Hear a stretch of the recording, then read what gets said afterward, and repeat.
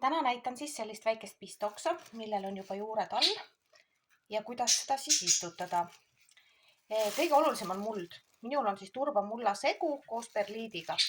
Muld peaks olema nii niiske, et kui te teda nüüd võtate kätte, pigistate, siis ta peaks jääma kokku. See tähendab seda, et niisutage seda mulda, mida te olete valmis seganud, mitte ärge kastke pärast hiljem.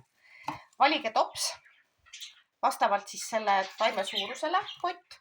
Mina panen alati niisugustesse topsidesse ja teen hunniku auke alla. Auke peab isegi rohkem olema, kui võiks olla. Natuke mulda põhja. Taim siia keskele. Nii, nüüd on ühe käega seda raske teha. Nii, ja hakkame vaikselt mulda ümber panema. Nii. Kuni saab ta ilusti püsti siin keerata sees. Mulla surume ilusti kinni. Tugevalt ümber juurde. Ja ongi kõik.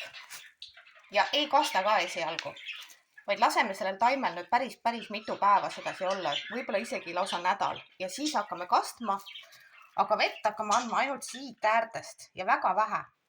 Kui te näete nüüd alt, et hakkavad juba juured paistma, tulevad siia alla välja, siis võib panna siia alla aluse, kuhu peale läheb vesi, et ta ise võtaks seda vett. Kindlasti mitte kasta selle pulga ümbert, sellepärast, et kui te kastate seda pistoksa siit ümbert, siis see läheb kahjuks mädanema. Nii et veega väga ettevaatlik olla.